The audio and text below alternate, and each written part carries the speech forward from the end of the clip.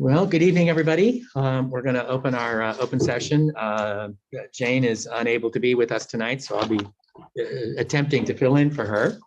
And we're going to start with the Pledge of Allegiance.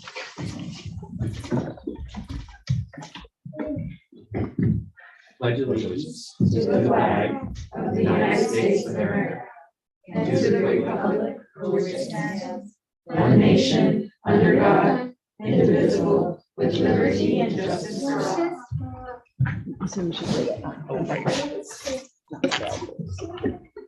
Also, we're short one additional board member. Rebecca Chandler is not feeling well tonight. She's unable to attend. We wish her the best. All right, so there's no action to report out for closed session. Are there any emergency changes to the agenda? No? Okay. Can I have a motion to approve the agenda as it is? I'll move to approve. Second. All in favor? That's not what I I'm mean. waiting for other people. Hey, this is good. Kevin. Yes. Just the three of us, It's Shelley. just the three of us. Aye. And Michael, I. And we don't actually have to do a roll call anymore since we're not on Zoom. We've been doing that because we've been on Zoom, but here you can just say aye and then Oh, cool. potentially, unless you want to go. Unless we can't remember to change again. Yeah. Trouble with change. I think we can return to the, All right. All right. So the next item is approval of the minutes from February. Are there any corrections or changes? That is actually a problem, perhaps. I think that's gonna have to be deferred because I was not here. Oh, so we don't And so have I have to- vote on that. I have to Recuse. recuse. All So right. we'll push it to the, So we'll trail that to the next meeting. All right. So the next thing is the recognitions, and we start with the Ohio Unified Value Awards. I'm going to kick it over to Superintendent Morse to introduce all of our exceptional people. thank you. So this evening on Zoom, and it's going to be a little tricky for me to figure out who's on Zoom and who's on person. But first off, we have San Antonio Elementary student, Riata Guerrera, who is going to be introduced this evening by her teacher, Miss Katie Austin. So I'm going to spotlight the student, and then Katie, you can begin whenever you're ready. Great. Thank you and good evening, everyone. So my name is Katie Austin and I am the second grade teacher at San Antonio. And it is my honor this evening to present this award to my fabulous student, Riata Jo. Hi, Riata. I did type up a few notes because otherwise I just won't stop talking about Riata. So I'm going to stick to my notes this evening. When Ms. White asked the teachers and staff to nominate a student, Riata's name was the very first one that popped into my head, and all the other teachers agreed that you truly, really do deserve this award, Riata. Despite masks covering our mouths, I can still tell that Riata comes to school every single day with a huge smile on her face. She's ready for the day. She's ready for her challenges. And she is really one of those truly special students who gets along with every single person that she meets. She's helpful, she's friendly, and she's kind-hearted. When we're working in pairs or small groups, Riata is not only focused, but also works hard to ensure that her partners are following along and understanding the assignment as well. And recently, students were actually working on an activity more independently, and I was walking around the classroom and I noticed that a student was kind of struggling with a problem. And before I could even make my way to that student, Riata was right there by his side, explaining the problem to him and breaking it down and helping him without me even asking. And Riata, I can definitely see you becoming a teacher when you grow up. If a classmate is ever sad or injured, Riata is the first person on the scene, ready to comfort the student in need. I don't think I've ever met a more compassionate 8-year-old. And Riata, I just want to say that you are the moral compass in our second grade classroom. You're so deserving of this award. I love being your teacher, and you're a very inspirational San Antonio Hawk. I'm very proud of you. So congratulations, Riata Jo. Thank you. You want to say something? Thank you. And Riata, as part of this, winning this award, you receive $50 from the Ojai Rotary Club and $50 to donate to a nonprofit of your choice. Do you know who you might like to donate your $50 to? The Humane Society. Great. I think the dogs and cats will be very happy with that. Thank you so much, Riata, and thank you for being a really good example for all of us. And next you. for Matilaha Middle School, we have student Max Cornejo. And Max will be introduced by his teacher, Miss Rebecca Mittenthal. Rebecca, I believe you are online with us, correct? I am. Can you all hear me? Yes. Wonderful. That was so amazing to hear. And I am truly proud to be Max's teacher as well. And I learn a lot from him, just watching him in the classroom. This award is so well deserved to Max because he goes out of his way to help other students and also the environment around him. I'm his 6th grade math and science teacher. We talk a lot about caring for the world around us. He truly shines in that way. He offers to pass out supplies always. He will give a student the last supply or paper. We have more copies, but I'll hand out a certain amount and he'll give it to a student before he takes that very last one. And I just think he's so kind in being so aware of the world around him. He picks up trash he sees around him without being asked daily. He also helps students who are struggling. He'll stand right next to them, walk over to them, ask me if he can coach them through one-on-one, which I always say yes to. And I just was talking to him recently and I told him, the world is very lucky to have him as an example to not only our Tillaha campus and community, but to our future as well. And in talking to his mom as well, I just wanted to really quickly reinstate this in Spanish, en español, para tu madre. Y este reconocimiento es para Max porque se esfuerza por ayudar a otros estudiantes y al entorno que le rodea. Se ofrece a repartir materiales escolares, explicar el trabajo a los estudiantes que están luchando y recoge la basura que ve a su alrededor sin que lo pidan. Max actúa como amiga y persona amigable con todos. Y el mundo está afortunado por tenerle en nuestro futuro. So felicidades and congratulations to Max.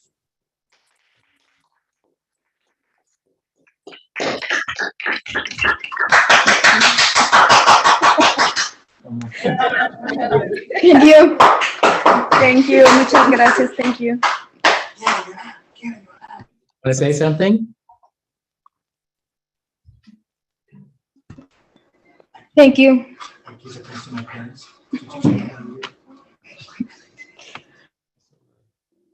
So Max, you are receiving this Rotary Award, and we have Mr. Mike Weaver online joining us just now from our Rotary Club of Ojai. And you will receive $50 for yourself and $50 to donate to a nonprofit of your choice. Do you know where you would like us to send the $50 for the nonprofit? Yes. I'm going to donate to the ozonehole.org. Great.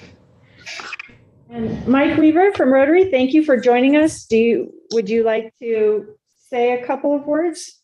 Sure. The Rotary Club of Ojai is proud to recognize these two fine students and the things that they do for the community. And as such, we will be sending you a letter and a certificate and a check recognizing you as a Peace Fellow, a Peace Ambassador for the community of Ojai. Congratulations. Thank you. Thank you. Well, we definitely want to thank the Rotary Club for helping us recognize our exceptional students. Again, thank you to Riata and Max. Congratulations, and keep being a good example for the rest of us. Thank you. Thank you.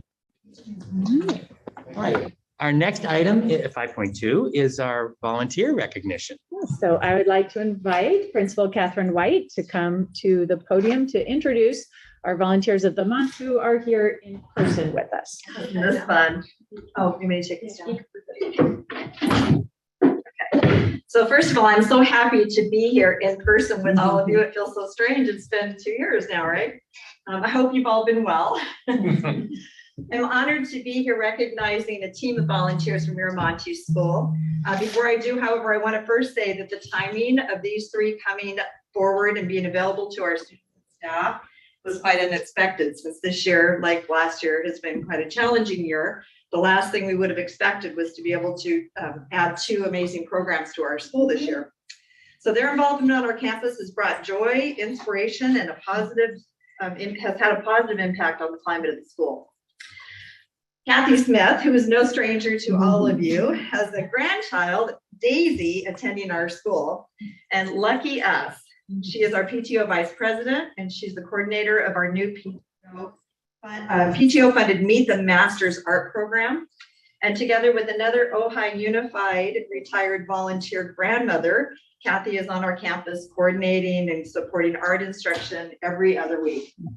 And in between these weeks, Kathy's in the art studio preparing for the next lesson, and she's also adding additional projects when teachers request. Don't think I've ever heard her say no. For example, with the help of the other art coordinator, which I'll talk about in a minute, all 290 of our students made a ceramic item as a holiday gift before the winter break. This meant that Kathy had to keep the single kiln we have at our school running all through Thanksgiving week. So it's a good thing she lives very close to the school. Kathy is warm and creative. She's organized and truly loves to bring art to students. She is always ready for the next project. In fact, today she sent me a text thinking I had a staff meeting today. She said, do the teachers want me to help them with something for Mother's Day? I'm like, I don't even have to ask that question. I know when the answer is going to be there. We're looking forward to an art show at the end of the year and an art auction, and we're certain it's going to be amazing.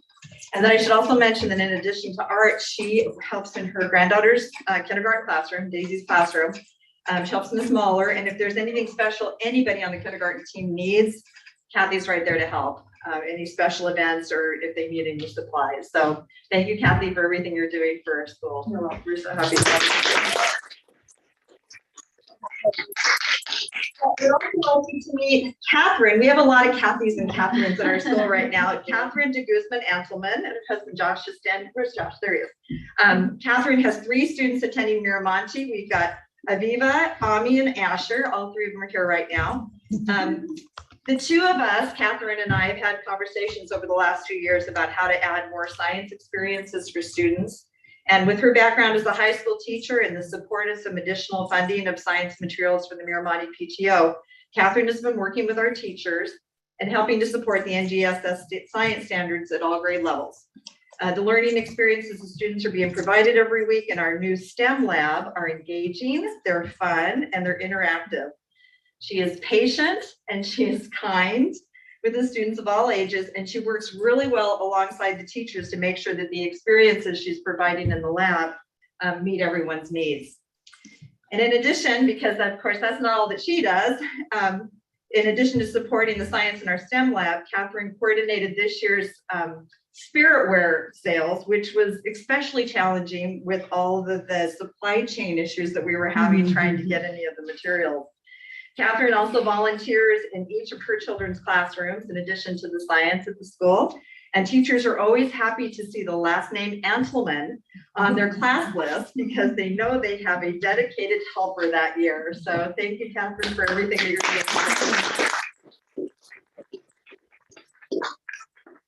So I'm pretty certain that Kathy and Catherine would tell you that they could not do what they do without the help of our 3rd stellar volunteer, which is Tracy Oakland. You might recognize that name.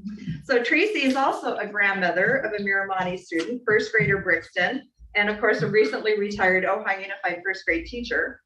And we seriously hit the jackpot with grandparents this year. So unfortunately, Tracy can't be here this evening. I want to tell you about her contribution. So even though she's not here, I hope that's okay.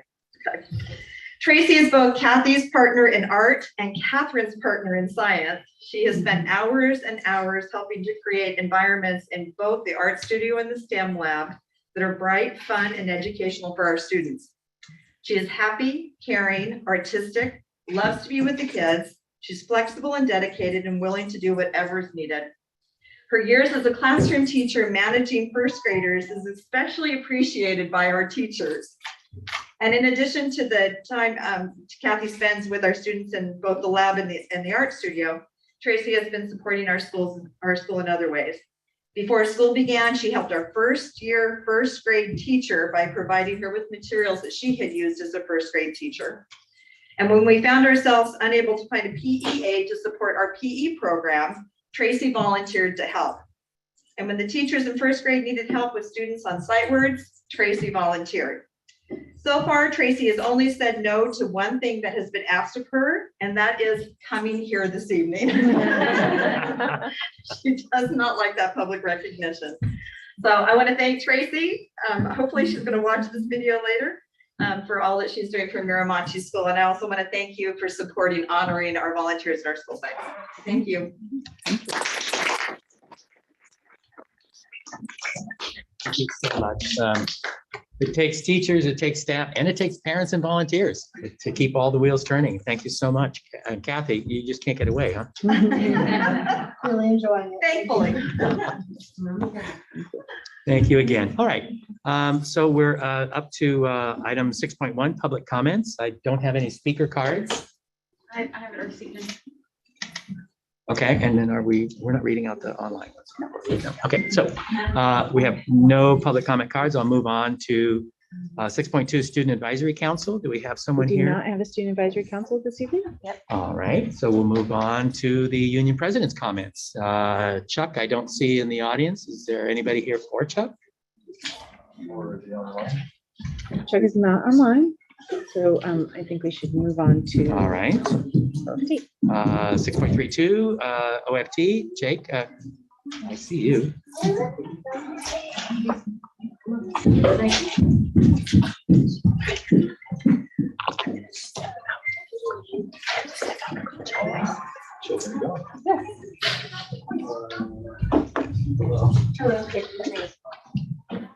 So I'm going to talk about a couple things tonight. First thing I want to talk about is the 7.2.1, the parcel tax. Hey Jake, if you care, the kids are gone, so you can't take off your mask.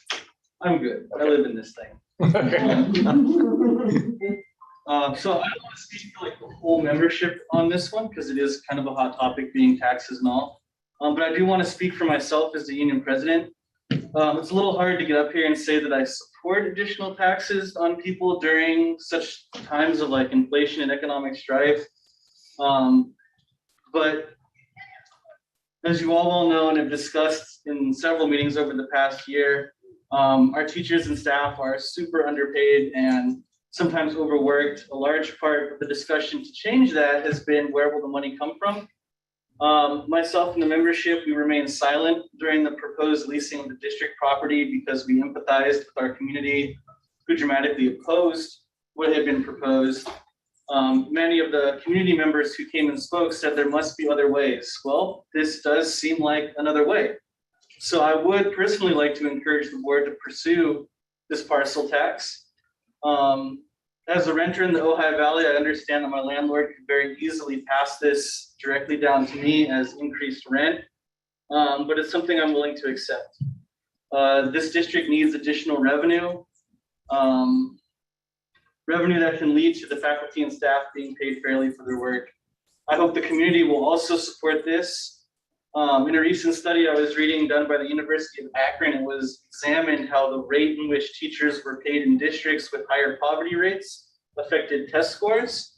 I know test scores is a huge priority in the district and also with community members who are considering enrolling their students in our district. It was found in that study that for every 1% increase in pay for teachers, there was a 2.5% increase in the math proficiency rates of their high school graduates. So I hope we can use this tax to benefit our students. Lastly, I want to touch on the 7.35 assistant fiscal director job. The membership is happy to see that the fiscal director position is being reduced down. And we support that motion, but we would like to say that our most ideal situation would be that this new post and old post be completely eliminated. The district has already created and hired an assistant superintendent of business services, which pays $138,000 a year. By eliminating the director of fiscal services position and the position that is proposed, it could roll nearly $100,000 back into the general budget, which could equivalent to approximately a 1% raise across both certificated and classified staff.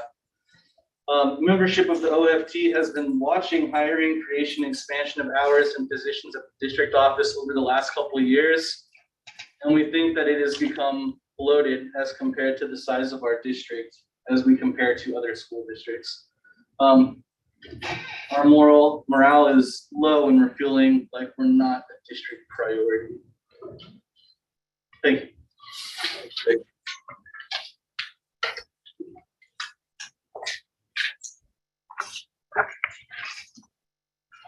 All right, item 6.4, board member reports. Anybody? Yes. Kelly. I do. Hold on. I was taking notes. I wasn't ready. I just was remiss last month in alerting everyone to the fact that our superintendent, Dr. Morse, won the Ventura County Leadership Academy's Founders Award. She was honored with, or she received that commendation last month, but it will be next month that it's actually celebrated, correct? But I wanted to give kudos for that award. And I'm not sure what the Founders Award actually means. But I was pretty impressed when you look at the list of recipients of the VCLA awards. Dr. Morse definitely deserves to be there. That was an impressive group of people. I don't know if you.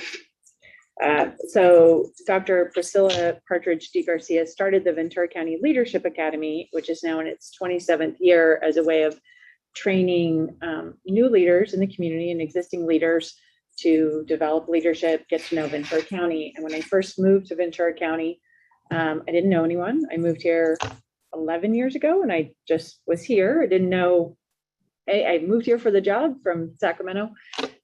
So I randomly met somebody who said you should join VCLA. I did. It changed my life and my trajectory of my career in this county because I got to know every single county. And if you met me, you know, I know a lot of people, and a lot of that comes from Ventura County Leadership Academy. So I've been on the board, I'm on the curriculum committee.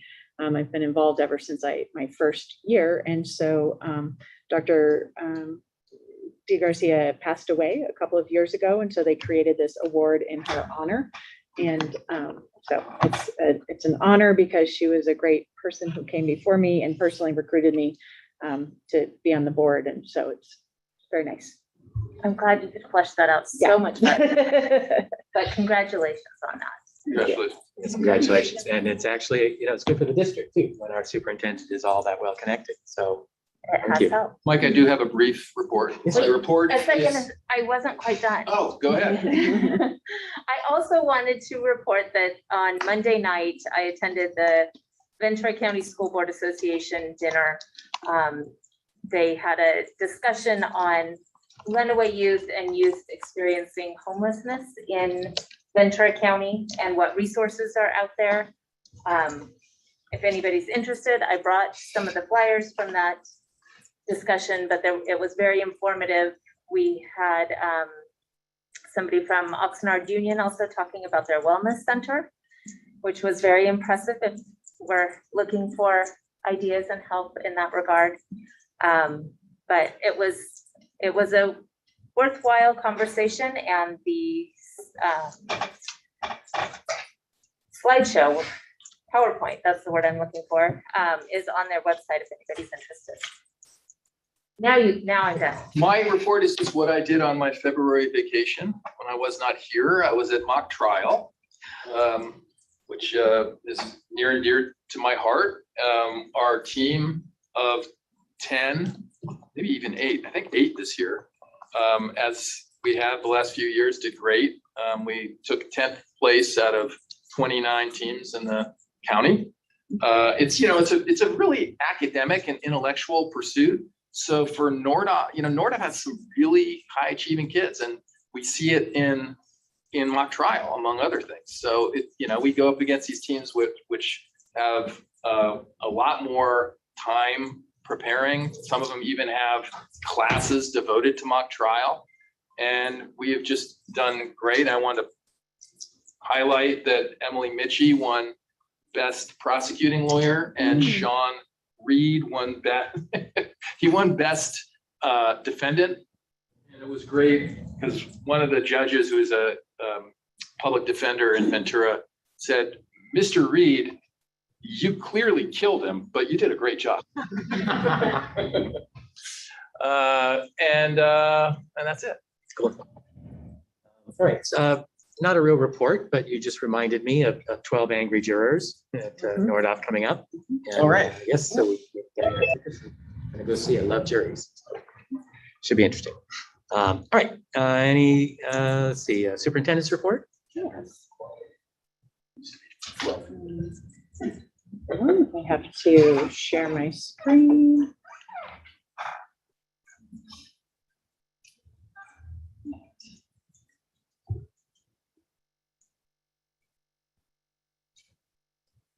Oh, wait, sorry, hold on. I'm not sharing the document with you. I am sharing, I can't see because my little Zoom box is over the top of my. While you're pulling that out, I did want to shout out to Phil Bagley and Tiernan Dolan, who also coached with me this year. I always forget. How many years have you done that now? 6. Wow. That's great.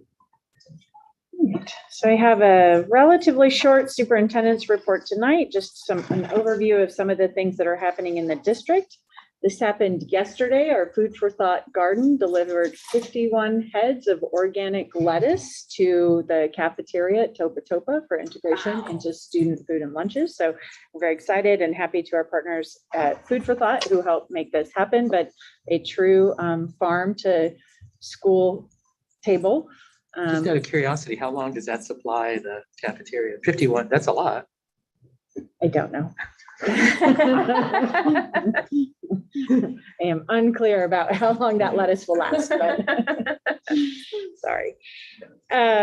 We are working on our information nights for both our school tours and our Zoom information nights for all of our elementary programs. We have had a couple so far, and what we are hearing is that the enrollment is better than we have seen it in many, many, many years of new families who are coming in person to our school tours. So we're very excited. I think we've had almost 30 families at both nights so far. So we're excited to that, in addition to all the families who attended by Zoom. Do we know if that's translating into enrollment? We don't have those numbers yet. We're working on it, but we don't, we can take enrollment and look at it periodically. We have signs, new signs that were developed. Linda Jordan helped do this. They are throughout the district on our elementary campuses.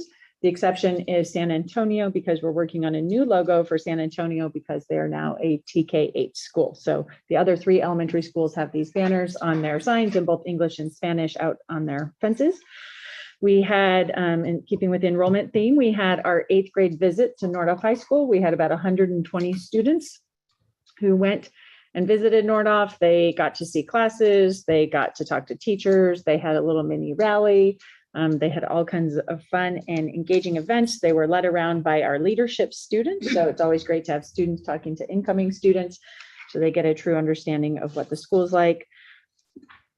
We had last week our coffee and conversation with me at the farmers market, which was, I think, my favorite one that we've done so far. So I look forward to continuing to do that on probably a monthly basis at the farmers market. So families who have questions. This was a lot of questions about TK and the K-8 school. Families are excited about that. And then I also got to play Pokemon with one of these kids right here, who I also saw on campus today. And she was like, "Can we play Pokemon?" And I was like, "No, we're at school right now, but I'll see you at the farmers market tomorrow." We had Javier Ramirez as part of our COPA experience, led our trip to Cal State Northridge this year. And you can see this is one of our largest trips that we've ever had. It is in Spanish for our families who want to hear and learn about what they can do to help their students prepare for and succeed in college. So we're excited about that. Also assistance with financial aid packets and other application packets. Real quick, what's the age group of these kids? These This looks very mixed. I think we brought whole families. Whole families, Yeah. great. That's cool.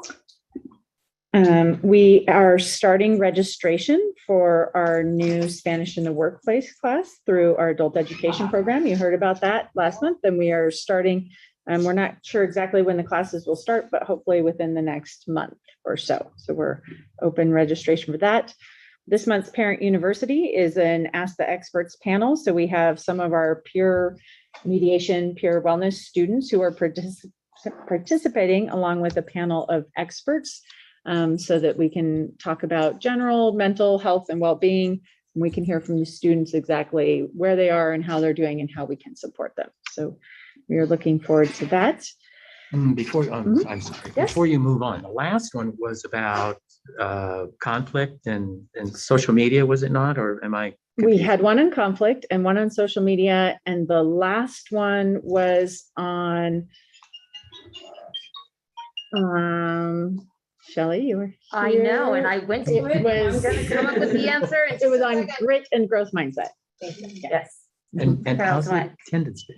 We usually have about 20 individuals who participate in person or, live, and then we send the link out. We re-record the slides and send that out to all families to access and put those up on our website as well. Cool, excellent. Yeah. We just started this week in honor of Women's History Month. We have a little pin board where you can talk about any, be sending this out to our community, but anyone who is inspiring to you, any females in the district, where you can have a little message that you send out to them. So we're excited to see this for the month throughout the district. And I just say it annoys me that Shelley figured out how to do it and I haven't yet. There's a little plus in the bottom right-hand corner. It's that easy. Okay. I did actually fumble at first, which is why I laughed. But I think it's a great idea. I love it. We are continuing with our Career Connection Lunchtime Speaker Series. You may recognize one of our board members here speaking about being an attorney. And we have upcoming events in computer careers and careers in the arts. So we are grateful to Brianna Beebe for bringing this every single month, bringing all of these great speakers to us so our students can explore potential career options and learn about all the things out there that they may not even know about. I think these are wonderful, and I'm really excited about computer tech next, Mhm. right? Yes. Yay, very cool. Yes. Other work that we're undertaking, we're still working on our San Antonio TK-8 rollout. We have completed one visit to a K-8 school in the county, and we have another one scheduled upcoming. We are doing bi-weekly planning meetings with staff. In fact, Cheryl and I were just over there this afternoon. We're working on vision, master schedule, theme, staffing. We really want to make sure that this is a re-envisioning of San Antonio, not just adding a couple of grades on. So the whole staff has been coming to these voluntary meetings after school every couple of weeks where we just talk about what do we want this to look like? What do we want the instruction to look like? What do we want the school to be? If we can imagine anything, what would it look like? And so that's the work that we're undertaking. And we're very excited about that. We are also working on our universal TK rollout. So we will be having a TK town hall next week. We're working on our staffing and enrollment projections and simultaneously working on our facility. So Dr. Knox is working on kind of the programming piece of TK, and then I'm working with our team on the facility. So we've done a facilities walk at every site, and we have a plan of how we can integrate our littlest learners in a safe and very fun experiential way on campus. And then finally, a COVID updates. Just as you know, on March 11th, at the end of the day, masks will not be required on campus any longer for staff or students. That's been a little bit confusing, but there's actually an executive order that staff, vaccinated or unvaccinated, will be able to choose whether they would like to wear a mask or not. It's optional for both students and staff. We're moving our volunteers to a self-screening protocol rather than a weekly testing or a testing protocol.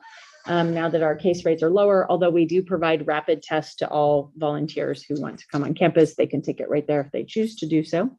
And then our weekly testing for staff remains in place throughout the school year in accordance with our memorandum of understanding with both unions.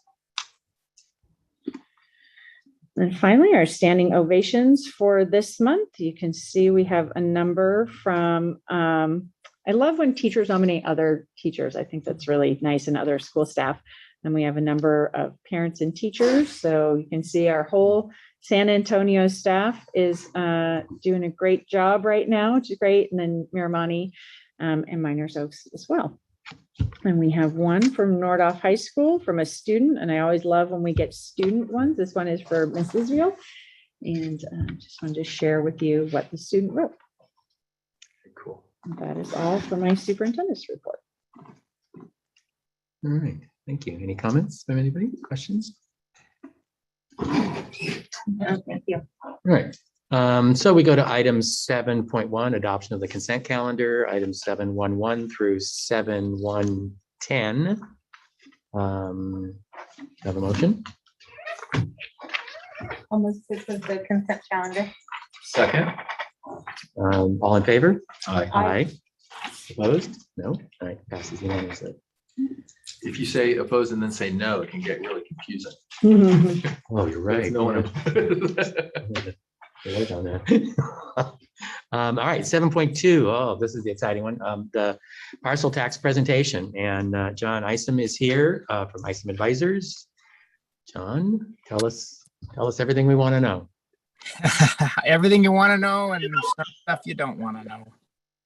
I will just preface this by saying I gave John the wrong date. And so John very kindly, I just called him, and John is now in his car, but that is my fault for telling him the wrong date. So thank you, John, for answering my call and for being here.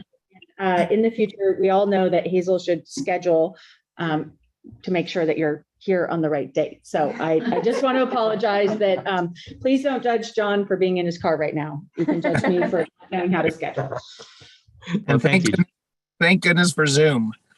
Okay, so yeah, so we put together this presentation. It's a little bit of some context, some specific analysis on you, kind of a timeline, and at the end of the day, you know, for a lot of you guys that know me, I mean, I've been doing this for the last 24 years. Holy cow. 24 years helping school districts pass tax measures and implement bond programs and parcel tax programs, et cetera, et cetera. So hopefully I can add something to this discussion. So let's look at the first slide just out of the gate here. Well, the next one. So a little bit just about your history. I mean, you guys probably know this, but the district has tried 2 parcel taxes, one in 2008, which you got very, very close, nearly 67%, and then one not so close in March 2005. I would just draw some attention to the differences, most notably the dollar per parcel. The 2008 was 89 versus 150. The terms, 7 years versus 5. And also the date itself. November of 2008 was a presidential general election, huge turnout. And March of 05 was a very low turnout. Now, having said that, that doesn't necessarily mean that we follow any of this information, but it does give us a couple of data points by which to assess your community overall. Next slide. So specifically, you know, the way these parcel taxes work is that they're based on every taxable parcel within the district's boundaries.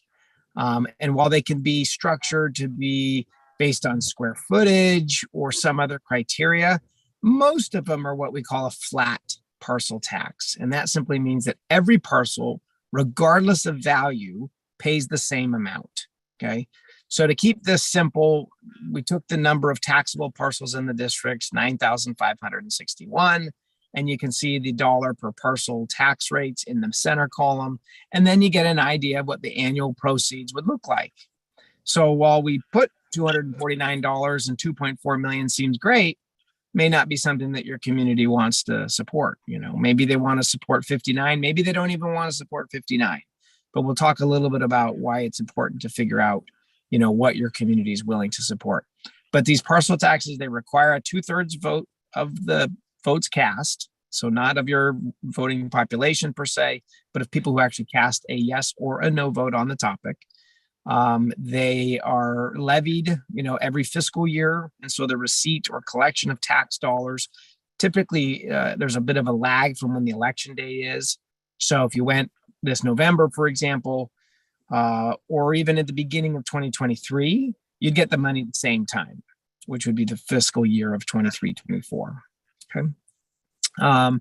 Let's go look at the next slide. Voter demographics. All right. So these things are based on. John, before you go on, I just want to ask you a question on Yeah, on please do. The application of a flat amount per parcel seems a teeny bit regressive. Is it very typical that that's done that way? And is it complicated to scale it by, like, say, property value or something? You can't do it by property value. That's clear. You have to have kind of a universal approach, kind of something that treats things equally. And one might argue that we're trying to treat things equally by doing it based on values of properties.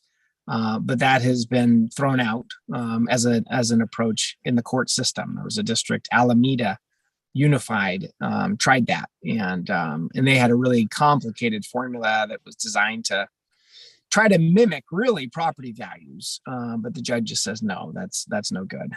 So it has to be universal, and so it would be difficult to, for example, have someone who is in a not poorer, but a lower assessed value property pay a lesser amount than someone in a higher assessed value property. I mean, at the end of the day, maybe you could argue, well, we're just going to make all homeowners pay the same. We're going to just ask all commercial properties to pay the same, right? In that scenario, we are doing a universal approach. But there's not a way to kind of follow what geo bonds do. Now, what we can do is that there are some exemptions that can be offered, and the most common is a senior citizen exemption. So oftentimes that goes hand in hand with those that are maybe on fixed incomes, those that homes may be assessed at a lower rate because they've lived in them for years and years.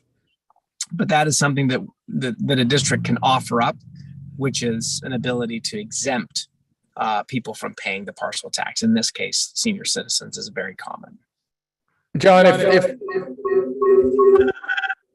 sorry, forgot that I shouldn't turn that on. If we were to do such a thing, is it a scenario where a person who would potentially be exempt would have to then apply for it, for the exemption, or do they otherwise scour the rent rolls or the real estate rolls to somehow otherwise figure it out? Yeah, I like having the onus be on that senior citizen, and I'll tell you why. There's two reasons for that. So reason number one is whenever you implement a parcel tax program, the district typically hires someone like us to do what's called parcel tax administration. And that is simply, we take the tax roll and we look at all the different parcels, which ones are eligible for the tax, which ones are not. You apply a tax. If it's flat, it's a fairly easy process to do. But obviously, we're not going to submit a tax roll that has a property that's exempt from paying taxes. But yeah, who knows, right? When you're scouring those 9,561 parcels, is that senior citizen still living there? Are they not? So it does become a little trickier if you're trying to just make it a blanket exemption. The other reason why I think we don't do it is because I think, in my experience, and it's been borne out with these parcel tax programs, there's plenty of senior citizens that are happy to make a contribution. It's like, no, I'm happy to pay $99 and do my part. I don't need the exemption. So I like it for those two reasons, that you put the requirement on them, but you make it as easy as possible. Here's a form online. Here's a form at the district office. Name, address, parcel number, and proof of age, right? Driver's license or birth certificate, and done. Easy as that. And one other thing, in your experience, when you offer this exemption, does it change the annual proceeds materially from the pro forma? Yeah, material, that's pretty subjective. I don't think you would see significant drops. but you're going to see thousands of dollars, maybe tens of thousands of dollars, again, depending on how many people take advantage of it. And John, my memory is that in 2008, we had an exemption, but I don't trust my memory. Can you confirm or deny? Do you remember? I don't know. We didn't work on that. Okay. I'd like to think we would have won. No, I'm just kidding. Okay, low blow. All right, let's go on to the next slide. Okay, voter demographics.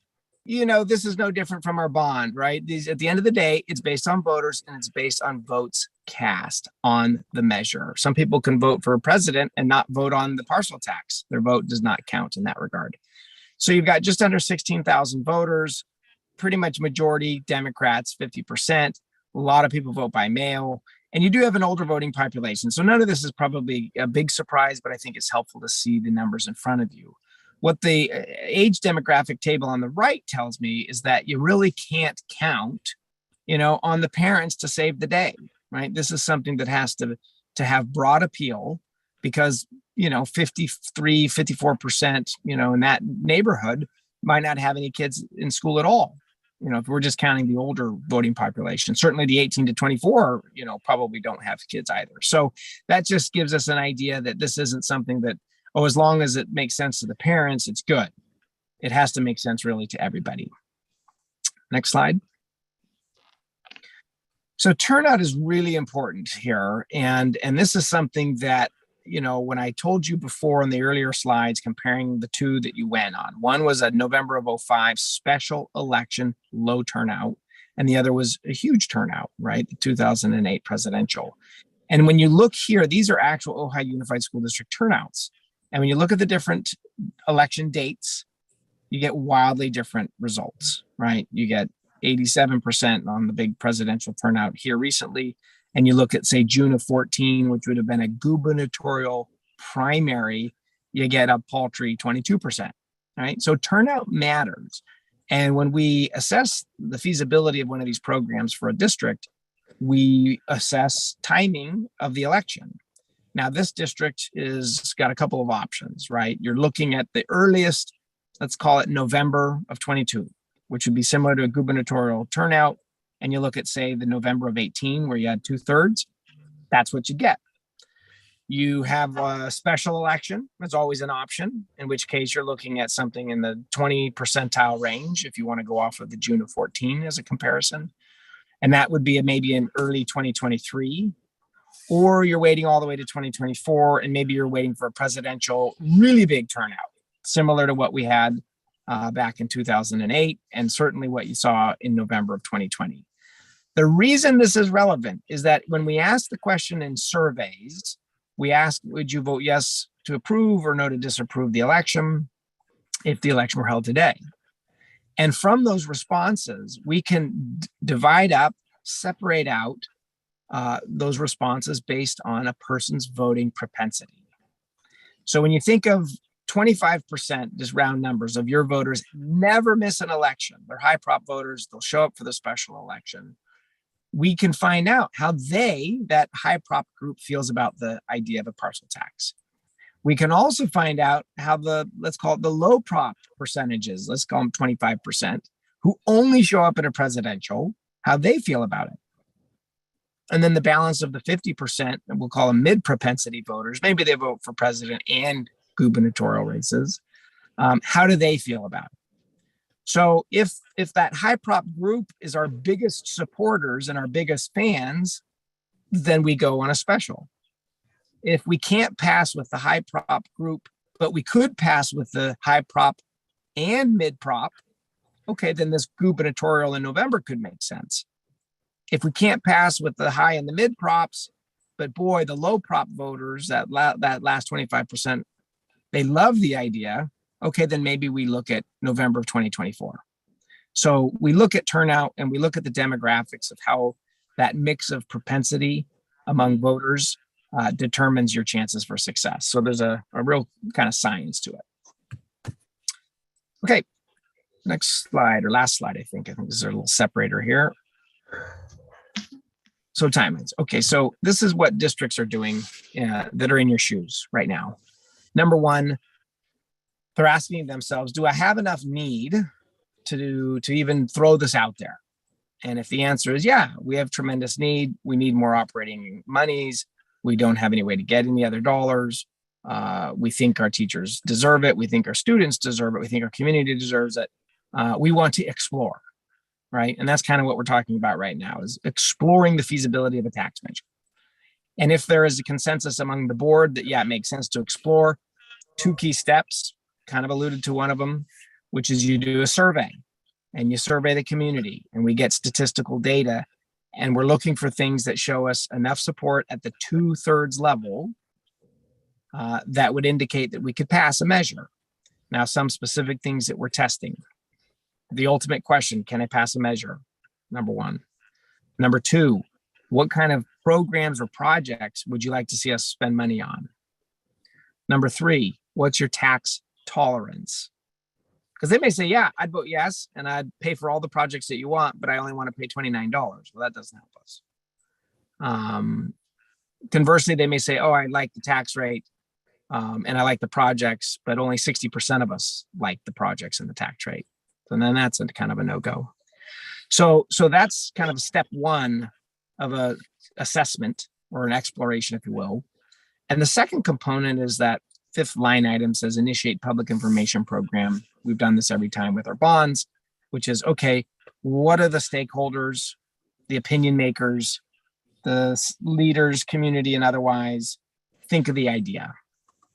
And if you can get a strong survey and good feedback from the public information program, then that's when you put something forward for the voters to approve. In your case, good old Ventura County, which I love so much, you know how much work we do there. They still like this 123-day notification, which means your timeline is a little bit condensed compared to other counties.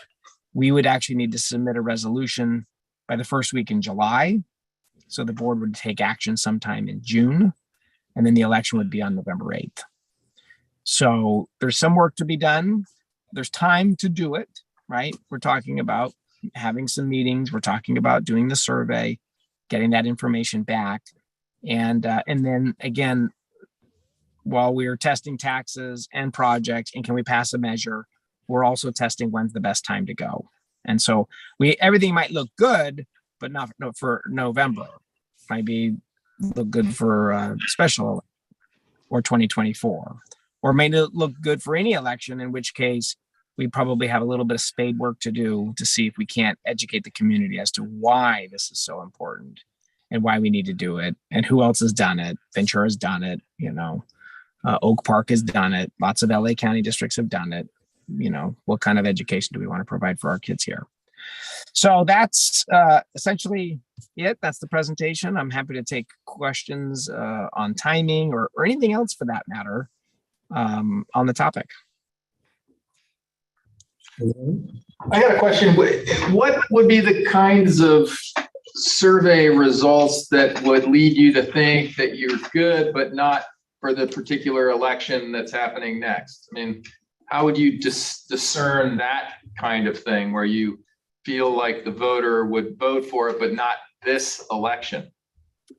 Well, that's what comes out of the cross. We don't even ask a question about that. We just simply say, hey, would you vote yes for an election if the election were today? And then what feedback that we end up getting is from let's say there's 400 respondents.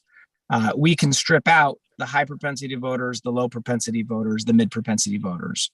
And so we kind of it's just already kind of baked in the information. So there's not a specific question that you would ask a unique group. It's more, okay, we've got 67, let's just keep it simple. We've got 67% support. I'm going to get a little flashlight here in the dark. We have 70% support. So we'd all say, hey, that's great news. 70% is great. And then we'd say, well, let's look a little bit more deeply into this. Okay, when we look at the numbers, we only get 70% support with the high prop, low prop, and mid props. Because if I strip away the low props, the people that only show up for president, for example, I'm only at 64%. If I strip away the mid props, boy, I'm only at 59%. Yeah, I So get it. Okay. And also remind, do you have any ballpark on what it would cost to do that sort of prefatory work? Well, the way we set it up, we basically just ask the district to pay for the direct cost of the survey. So the surveys are usually about $13,000. And that's just really to pay for the preparation and the data collection of the call centers. We don't make the calls, we kind of put it all together and then ship that out. We have a contingent fee that's kind of part well, which is a pre-election. So anything that goes on from now until election day, and that's typically about $25,000 depending on the scope. But we've been generally just having that as a contingent on a successful program and paid from parcel tax proceeds fee. So as far as like what's the district on the hook for exploration, it would just be the survey. And then there's that secondary contingent component. Is the contingent, and the contingent components only comes in if we succeed? Correct. So believe me, we're not going to recommend you go if we think you're going to lose, because it's a bad business model that we're going to put in all this time and energy if we don't think you have a chance of success. So, John, do you remember off of the top of your head what the bond passed by? I don't, but Pardon? it would be an easy search. I was just, It was like 60. Yeah, I think it was about 60. It was in the, it was in the 60s. Yeah. It wasn't the threshold for the parcel. right. Is that right? I can't remember. I think it's right. It wasn't quite there. Yeah, I don't think it hit 2/3. Yeah, I think that's right. And that's a kind of a mixed bag, because on the one hand, it was during the pandemic, right? It was a tough time to go in November. So kudos to us for being successful then. On the other hand, it was a presidential election with a huge turnout. And historically speaking, at least, districts tend to do a little bit better during those. So I guess I wouldn't draw too many conclusions from that information, because it's kind of, there's good news and there's bad news.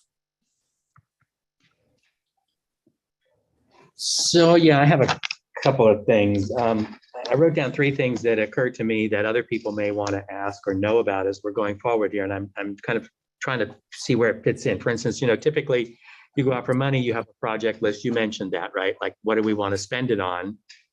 And would that come out of the April-June timeframe? Because it feels a little bit tight. Yep. Okay. And then in that time frame, because obviously one of the things we'd be thinking about doing is using this for salaries. That also time frame would be where we would, for instance, have comparable studies and all that kind of stuff to prepare. And then the third element is the facilities and our, I've heard this, I'm not proposing it, but I have heard, it's like, why are we doing this instead of closing facilities? Would there be some conversation about how much or how little a facility closure would actually yield? Okay. Yeah, Yeah, and you definitely want to do that. Yeah. I mean, the 2008 parcel tax purpose was smaller class sizes, retain teachers and staff, continue music, dance, and drama, maintain athletic programs, avoid closure of schools and libraries, and maintain programs, right? So the how would we spend the money is fairly general, and on a parcel tax, it's a totally different animal than on a bond, right? Bond is like you have hundreds of different things you're going to spend the money on. So I think coming up with that would definitely be achievable. But I think you're also going to want to, as you alluded to, have answers to some of those other questions, which is, okay, well, what if you close the site? How much is that going to help us? I mean, we're going to have to do a little bit of homework there to make our case to folks in this exploration for sure. Thank you. But on that subject, at least from my perspective, the whole point to pursue the parcel tax would be for enhanced compensation for OUSD employees. I mean, in that sense, I think it's simple. I mean, in that sense, we don't have the where's your, what was it? Where's your plan? Where's your, how exactly is every, amount of infrastructure gonna be, paid for? Here, it's more straightforward. It's like we raise this money, we have money available to go to employees who historically have not been making near what their peers make. Which is what we all want, but we also have to keep in mind that when we have a parcel for 3 or 5 years, that it's a limited time. And when we tie it to salaries, it's possible that 3 to 5 years from the parcel tax, the voters then vote no on continuing that same tax, and we're stuck. That's a great point. John, what's the length of a parcel tax? Whatever. I'd say, unless you're in the Bay Area, usually it's kind of baby steps, right? You start out with 4 years, some go 6, some go 8, but I would say it's most common to start with a 4-year parcel tax. And then if those are successful, then often you extend it for 4 years, and then sometimes you extend it to 8. And then you get to a point where it's like, hey, we're just not going to have any sunset on this, we're kind of done just coming back to you, right? Like you've kind of built it into the budget, but every community is different. So I don't want to speak for what Ojai voters are willing to do, if they're willing to do anything. But I would say 4 years is a very likely first ask based on just, other district in the county and state. So John, when you say some districts will, renew it, that's a new election every time, right? Yes. Yeah, Mhm. okay. Yeah, Ventura's had 2 renewal elections. Yeah, they just went through it last election cycle. Any other questions, comments? So this is not an action item tonight, but if there was interest in of these board members to bring back an action item on this, let me know and we can put that on the next agenda. I'd be interested for sure. I'm less inclined. I desperately am seeking how to increase wages. But I'm concerned where we stand right now in the community, and I think there's a lot of work to do before we went to ask for a parcel. So I'm thinking, if I understood this correctly, at least to get to understanding the tolerance of the community would run us about 10 grand. Did I get that? I would be willing to see that. And I would like to test the community and see, but I feel like if we just go out and say, would you give us money for wages? It's going to be an incomplete question, right? Because we already know, OFT is concerned about the level of administrators, where that money's going. Other people are thinking, we might be able to avoid this tax if we did certain other things.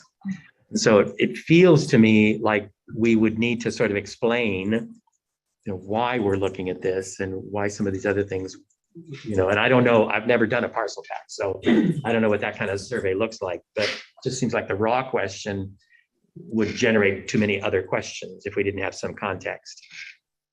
Does that make sense? And so partially we provided the salary study of every position in our district compared to other salaries of similar positions in the county. And you saw that across the board, salaries are the lowest in the county. So that was part of that data, was to help with this complete picture. Right.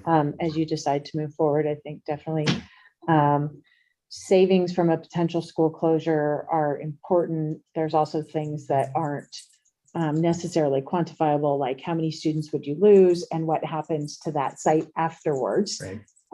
Which I think are things that we may be able to project, but potentially not provide a full answer to in that instance. And also, there's not really a good option in terms of which like, an easy school to talk about. So that, creates a lot of dissonance potentially around, depending on the school, what would that impact be to our enrollment? Right. But I think those are things that we can work to explore in addition to any other information that the board may request. So is it feasible to say, show us the study, and in April we can decide whether or not we want to do anything else? Mhm. Yes, so we'll be having a special board meeting next week on the 15th in order to discuss second interim. And so if there were a desire here tonight, we could potentially bring a formal vote on contracting to do the exploration study next week on the 15th, which still puts us in the right time frame that John was showing us. Yeah, I'm certainly interested. And and then I hear what you're saying, Mike, but I also sort of feel like, the answer from my perspective is just simpler. I mean, I know that the naysayers are always pointing out all these potential things that we should be doing and could do. The fact of the matter is that literally for however many years, 25, 30, whatever, go back as far as you want, it has just been extremely hard to, no matter who's in the seat, in the chair, making the decisions, we just have not been able to pay our staff consistently with their peers, even around the county, and that's just a fact. And we've had all sorts of board members and different superintendents and different people in the business services, and it's always been the same. And that would be my pitch. I would say we need in Ojai, and we've also never had real estate more valuable than it is right now. People have really, who own real estate and who'd be burdened by this, have never had it better when it comes to the value of that asset. So I would just make the pitch that if not now, when? Well, and clearly we're not the only district that's using a parcel tax to pay wages, which puts us at a disadvantage if we're not doing something. Right. Yeah. Okay. So as we showed in the salary study last month, in order for us to be comparable, for teachers to be comparable to Ventura Unified, which is 15 out of 20 in terms of the ranking within the district, it would be about $750,000 a year. So just for context. That gets us up to below average. Right. And keeping in mind, they also have a parcel tax that supports this. So. All right. Any other comments? John, can you remind me, before the survey goes out, is there any education that happens? Nothing. It's just a cold survey. The impression I have is that people don't understand the difference between a bond and a parcel and feel like they just voted on something and we're asking again. I think it's going to take a lot of education. And if I can chime in on that, that's okay, because the survey is designed to test perceptions, not necessarily reality. And so if there is a perception that, no, I'm not going to vote for that, we just voted for something like that, then that is going to come through in the survey. And we're not going to have the 67% requisite support. Okay.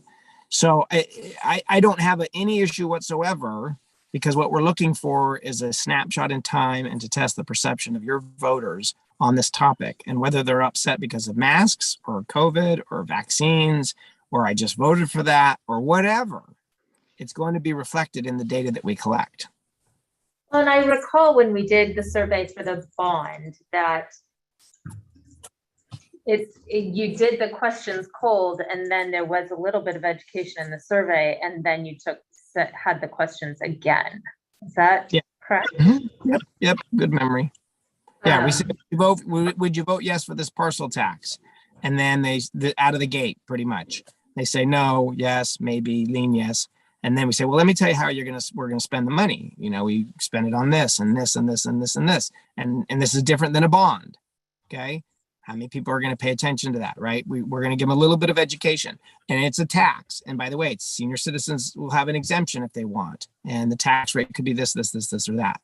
Education, education, education. Now that you've heard more about it, I'm going to ask you the same question again. If the election were held today, would you vote a parcel tax that would be raised to do blah, blah, blah, blah.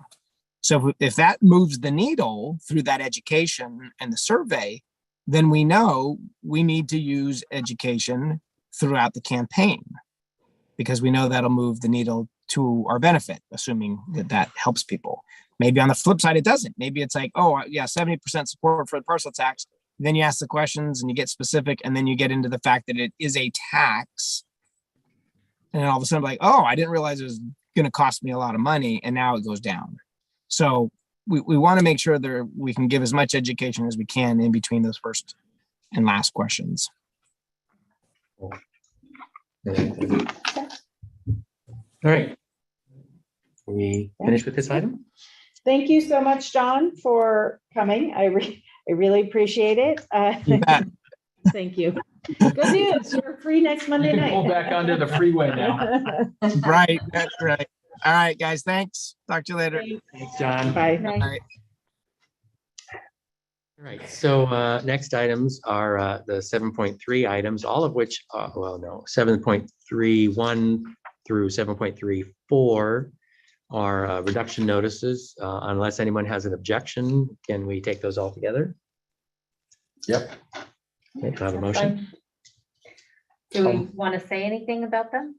I would just say this is our annual notices that we give by March 15th. The one thing that is addition this year is classified layoffs. That has not been the case, but there is new legislation passed this year that requires us to give the same notification to classified employees by the same timeline that we give for certificated employees.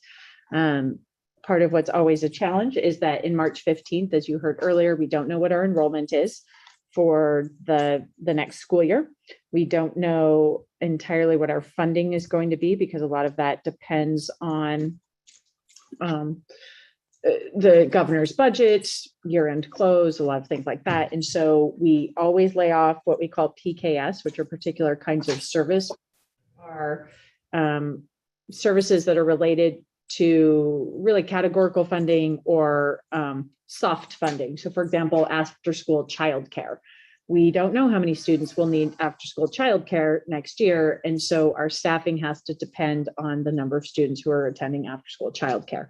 So many of these employees that are receiving layoff notices are preemptive, but we hope to be able to hire many of them back based on enrollment and based on master scheduling, based on different things that we'll find out more about in the next few months, but we're required to issue notices by March 15th.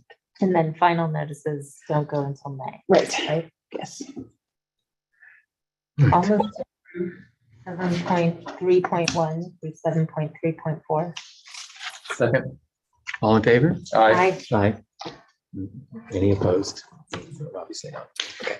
All right, so those are passed. 7.3.5, the Assistant Fiscal Director job description. Do you want to say anything about So it? this is step one. This is not opening the position, and we are not yet clear if this will be a position that we're hiring for.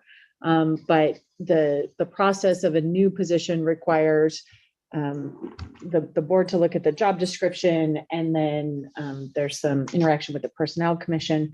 And so we want to start this process. We have had we've posted the fiscal director position twice, and we have not found any candidates to hire. And so we will be talking more about what a potential restructuring might look like. But given that the process to have a new position takes several months, we want to be started now, because we have a number of issues that we need to deal with in our business office, and work that needs to be done that isn't currently being done, and that is causing quite an amount of stress on the department to be picking up that work that was done previously by the fiscal director, and is now currently, much of it's being picked up by our CBO, but there's a lot of things that are not happening. So as we look to the future and how we might restructure the business office, This is something that we've been talking about for a while. There's also a lot of work that's currently not happening. So for example, we don't have a risk manager. We don't have somebody who deals specifically with contracts. We don't have somebody who deals with competitive bids. We don't have somebody who deals with really managing the position control. And so there's work that's not being done or that's being missed because we don't have, in general, that's not assigned to any particular job description that we have an employee in currently. And so this is really designed to pick up some of that work that's not in any other job description and to restructure so the business office at some point in the future. And I just want to say, apropos of your comments, Jake, that, as a board member, I'm not the CEO, you are. And I think it's really impossible for someone sitting where I sit to make these decisions about personnel and what is needed and when it's needed and how much is needed. But I know you feel the room. There is concern in the community about we seem to be adding a lot of staff, and I can't say that in any instance I felt differently, because I think you've made your points about why it's needed. But I certainly, to you, Jake, and the teachers and everyone else looking at this, we're all, I think, very aware of it, and we're all looking for opportunities to reduce overhead. And I think we've talked about this in the past. The amount of work that we need to do has skyrocketed over the last 10 years. They jokingly say at VCOE, they call it the plandemic, because every single month we basically have a new plan that we have to submit, that we have to bring to you. All of our funding, instead of adding funding to the base, there's all these extra funds. So we have strong workforce grants, we have CTE grants, CTIG grants, we have an A to G grant coming through, we have an ELO grant, we have an ELOP grant, we have all these different, COVID has, I don't even know how many, 8 different resource codes that all have to be reported separately. And so it may seem from the outside as if we're adding, but the amount of work has skyrocketed. And I guarantee you there's not a single person working at this district office that isn't working every minute of the day and still overwhelmed and frankly ready to quit. There's just too much work to do and not enough people to do it, from grounds and maintenance to technology to the business office to our instructional aides. There's so much work that has to be done to serve our students and to keep our business office running and to keep people paid appropriately. And I mean, the business office seems like it's in the background, but really, boy, when things don't get calculated properly, when we mess things up in the business office, we hear about it. And so it's really a critical function to make sure that our business office is able to serve our teachers and our classified workers and our students. And if the business office doesn't function, we don't function. If you don't get a paycheck, if we don't make your PERS and STIRS contributions, if we don't pay unemployment, if we don't have risk management, if we mess up our benefits, if we don't pay our daily bills, people cut us off. If we don't, even things like closing out benefits of past employees, is something that was kind of lost this year. And so, we had to go back and notify people that they no longer receive benefits because they weren't working here, but that's something we have to do. So there's just, I can't even begin to describe to you the amount of work that the business office has to do and how that has increased over time, because you don't see it unless you're sitting here every day or you're sitting in the business office every day and you see the business office cars here at 6, 7 o'clock, 10 o'clock at night, trying to keep up with the work that has to be done. So I understand it seems like there's a lot of positions being added. They're added because the work is there. And it's hard to describe how much work happens, but I always would welcome anyone to come and shadow any day in the business office, in my office, in Cheryl's office, and just see see the work that we do. I'm happy to share that with anyone. And it's also, I think, important to note that the business office doesn't just spend money, it collects money. Right. So we want to make sure that we're collecting all of the money that we're entitled to. And Yes. so Mhm. I hear you. And it's my understanding as part of this redesign, you're also looking at the systems and the operations for efficiencies as well, which if we can make progress there, I mean, it takes a lot of people to do things the bad way and the hard Yeah. way and the sloppy way. Mhm. So if we can become more efficient, make our technology support us better, we think we can probably keep a cap on this. Is Yeah, kind of- things like online time cards, which we're just moving to. All of our managers just signed up for their online time cards, except for me. I haven't done it yet, but I'm going to. It's on my list. Things like online time cards so that our business office isn't hand processing time cards every single month and having to hand audit those, and our supervisors are more involved. So we are absolutely working on systems and efficiencies to both as checks and balances, and then also to make sure that we can do the work that we need to do with the number of people that we have. Also, I'm not sure how many people are aware of this. Our business office processes all of the books for Valley Oak Charter, and they fund us to do that work. And so, they fund about 3/4 of a position to do that work. And so it's a revenue stream for us. So we have an entire position, 3/4 of which, maybe a little less, maybe 60% is funded through Valley Oak Charter. But if we can't do that efficiently, we will lose them, which will further cut back. And so we are providing a service that if we choose to continue to do that, we have to have the personnel in place to make that happen, or they will, hire someone else to do that. But for us, we get additional time out of a position or we get additional funding for a position to provide those services. So this part of this assistant fiscal director is really working directly with Valley Oak Charter on their LCAP and their budget and things like that we don't currently have assigned to anyone without a fiscal director. And the entire goal of all of that is to be able to increase salaries, to have the efficiencies and find the savings, or make sure that we are bringing the revenues in order to put that to salaries. That I ran on it 4 years ago. It's the piece that I feel is very, very important. And I hear you, Jake, that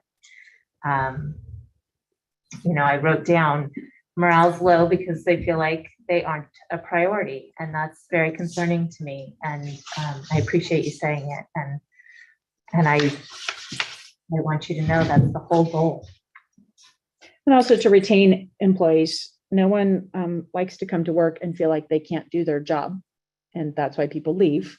So when they're underpaid and overworked and they cannot ever catch up, I worry about the morale of the teachers, but the morale of the people in the business office doing this work who are in tears because they cannot do everything that needs to be done, and they care so much about it, and yet can only work however much is humanly possible. And so it's, I agree, morale across the board is important. And well, and I say our whole goal is salaries, but our whole goal is actually the education of the kids. And I also appreciate your pointing out that increase in salaries actually has a direct correlation with the education that students are receiving. I did have one additional or final question. This is just creating the position, right? I mean, the job description. Job description. I assume we're doing this because we do intend to go out for this. We have a couple of options in terms of restructuring that we're still exploring and that we'll be talking about in the near future. Okay. But we couldn't go out without this job description. Right, So, and it's better to have it approved if you make that decision, otherwise it takes forever. yes. Okay. All right. Any other comments, questions? No. Are you ready to vote? I'll move to approve 7.3.5. I'll second. All in favor? Aye. Aye. Thank you. That passes unanimously. Okay, next item is 7.4.1, information item on student achievement in instructional programs, English listeners, learners. There are also English listeners, but we generally Friends with refer to an them L. as English learners. Every month, we've been presenting with you with information on different groups. We've been going by grade band so far, but we wanted to take a moment and talk about our emergent bilinguals and our English learners and how we are addressing their instructional and their educational needs through our instructional program. So with us tonight, we have Alex Mejia Holdsworth, who is our coordinator of this program, and she'll be walking you through what we are doing in our emergent bilingual programs throughout the district. Good evening, everyone. I'm happy to be here with you this evening to talk a little bit about our English learner programs throughout the school district. Before starting, you may remember that we are trying to move towards a more asset-based approach and referring to our English learners as emergent bilinguals, hence the title of the slideshow. Okay, next slide, Tiffany. So that we have some context, I wanted to go over a couple of our mandated requirements. First, every school district in the state of California must provide English language development, ELD, to any student who has been identified as having a home language other than English. In the Ojai Unified School District, we do this by providing the designated ELD and then the integrated ELD. Excuse me. Designated ELD is typically provided to our students by a qualified ELD teacher. Second, it is our collective responsibility to assist these students in every classroom and make sure they are achieving academically. To address this, the district is providing ongoing professional development so that we can effectively implement our EL programs. The next in-depth professional development training for our staff is going to actually be this upcoming Monday, March 14th, during the Professional Development Day. Does anyone have any questions so far? Okay, next slide. Well, what does UDL stand for? Go ahead. I don't know if you, I heard you speak. Tiffany, you want me to speak to that, or would you like to? No, actually, I'll have Cheryl talk a little bit about what UDL is. Universal Design for Learning is what it stands for, and it's a way of setting up your classroom framework and structure. It's a philosophy, but also strategy, so that you're allowing maximum access to education and demonstration of work. So instead of, for example, a teacher teaching a lesson and then saying, okay, everybody does this test, the same test, you might say, okay, I teach this lesson, and there's 5 different ways you can show me the learning to reach all the different modalities of the students. So it's a way of setting up your instruction and your expectations for student demonstrations of learning so that you're opening up access. Think about it from a language learner, for example. If you required an oral description of something, that'd be very hard for an English language learner to do. But if you said, go online and look at images and pull images and put together a slideshow with images to share what you understand and what you learn, that would be an easier way for them to access and show you their demonstration of understanding. So it's a whole concept of how you do that well in a classroom setting, not just for students who are English learners, but also students with disabilities. And really what they pride themselves in saying in the UDL world is we don't have disabilities, we have varied abilities. And when you go into your classroom with that concept, then you're really thinking about how you can reach all 35 kids in your class with maximum opportunity. So That's kind of what they say, meet the kids where they're at. Yep.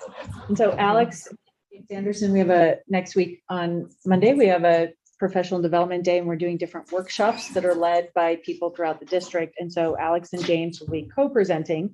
James Anderson from the assistant principal in Tillaha will be co-presenting on how to integrate EL supports into your classroom every day. We're excited to have our own local expertise in this area. Yes. Okay, next slide. Thanks, Tiffany. Okay. Once a student has been identified and is in our program, we must assess and monitor them based on these general performance level descriptors, which are indicated on the slide. When a student reaches the level 4, then they are ready to be considered for reclassification.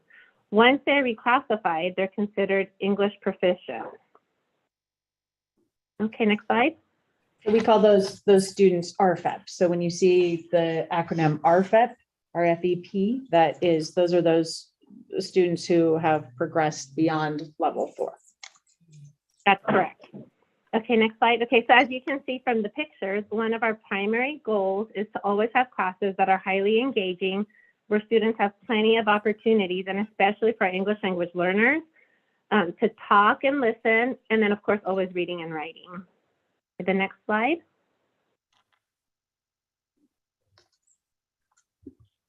Okay, so I just wanted to point out this.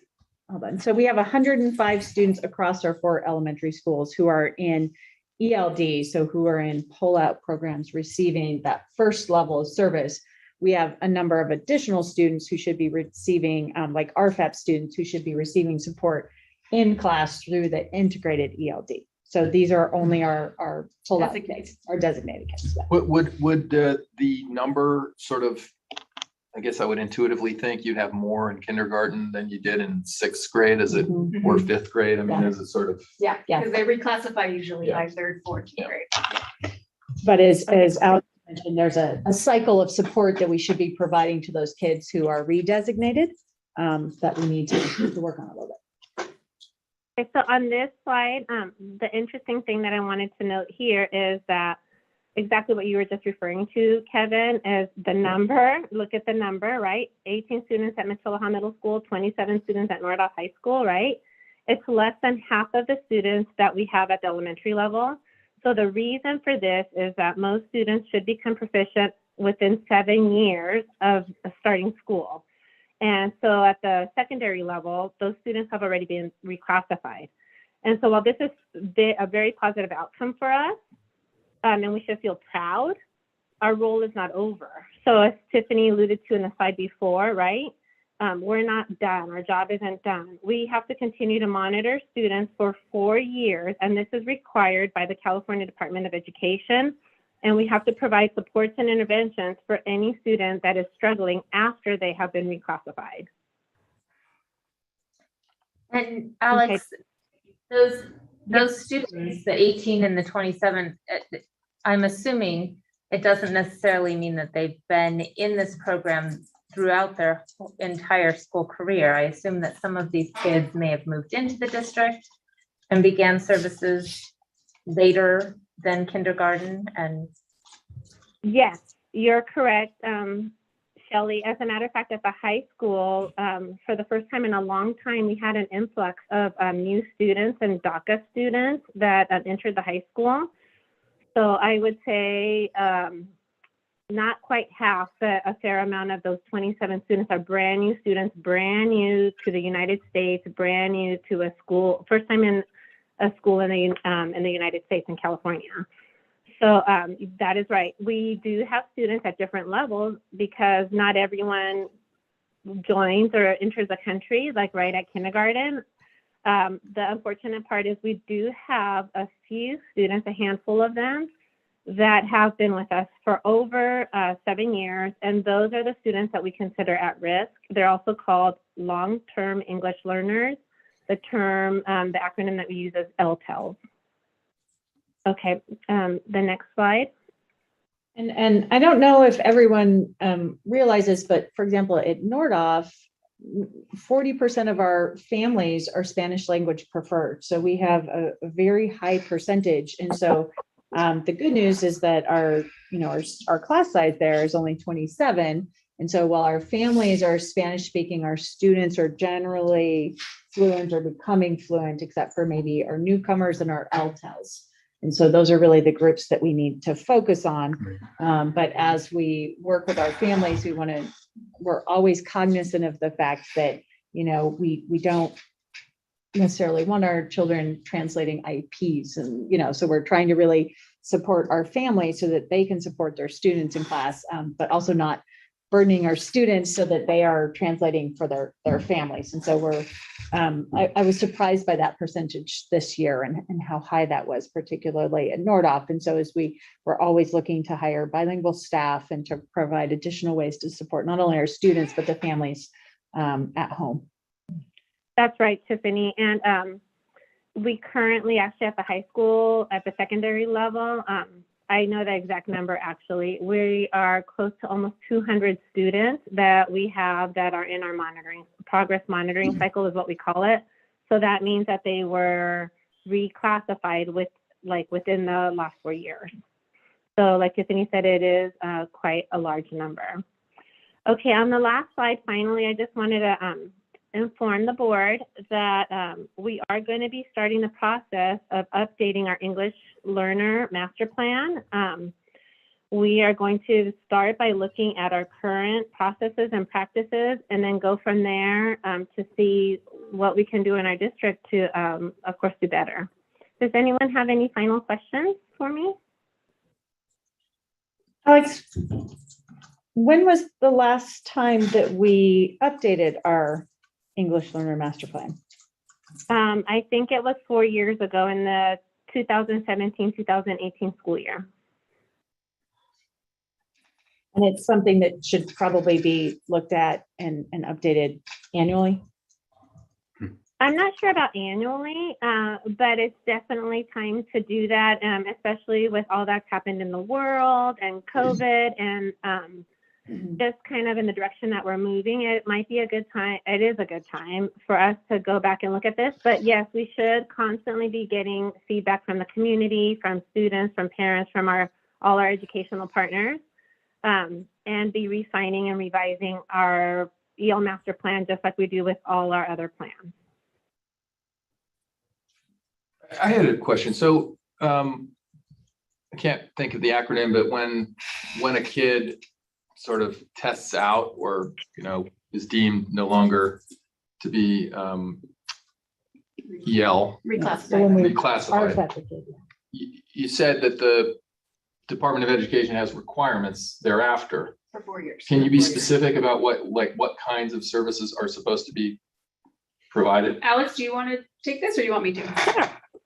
I can, and then please feel free to jump in. So what that means, Kevin, is through some of the things that we are already doing in the school, for example, at the elementary level, the PLC, or at the middle school, how they have the bar risk review.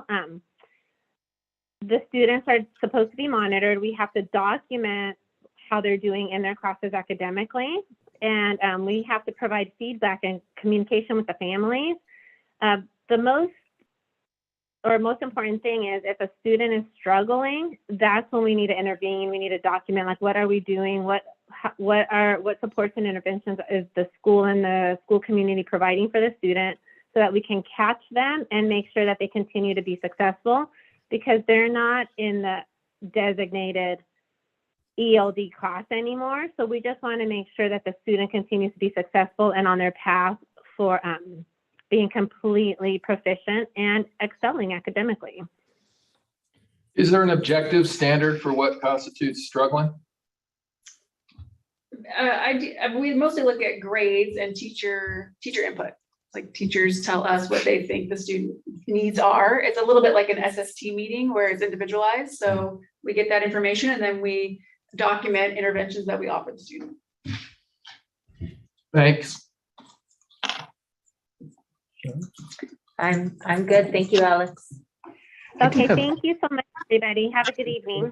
Wait, don't go away yet. No, you're not getting off that easy. Okay, okay. So I'm here I do, still. actually, I'm not sure. I know we have made some efforts to assist parents with language skills, which I think is fabulous. And I'm just wondering, is it integrated in any way? Because clearly if parents' English language skills get better, the students will too, I think. Mm-hmm.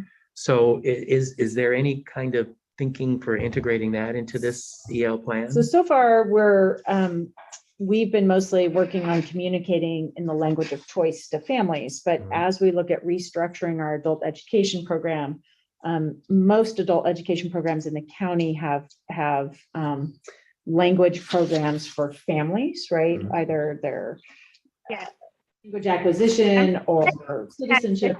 Yes.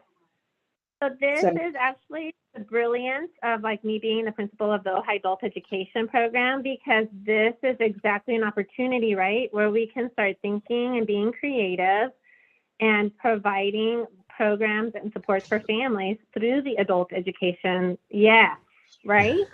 And I was actually observing in our English as a second language class last night, and I was really impressed. It was so fun, and the adult students and parents that were there were very engaged. They were doing group work, and anyways, you're right, Michael. So yes, I'm excited about that, and looking forward to, you know, what the future is going to bring for us. I think it's going to be good stuff.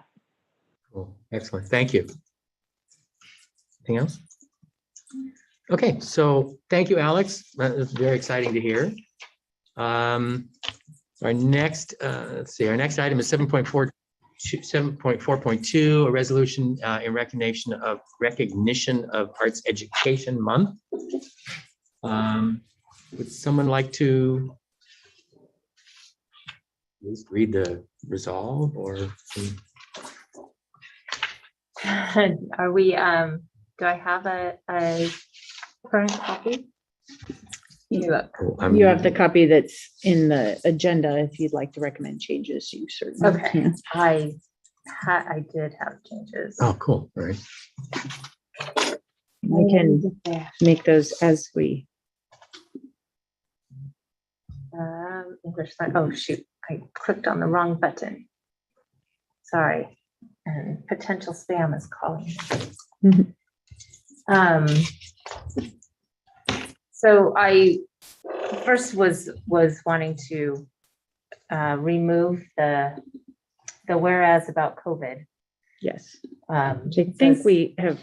Did it done. get changed? Yeah, I think that's been updated. And let me share my screen so that Michael's not having to look at himself, and also so that I know it's annoying. But I do that so that people online at home can see who's talking, because it's hard to tell on Zoom. Oh, it got changed. Yeah, I so see. we did take that one out. Oh, well, it's still there, but it used to say that, and we're able to bring kids back on campus. And I thought, well, we've been on campus all year. I just wanted it to be accurate. And I did look at other arts resolutions. And I would like to, for next year, look at the language, but I think for tonight. I know it's updated. Yes, I was noticing I was sharing the wrong one, but it's okay.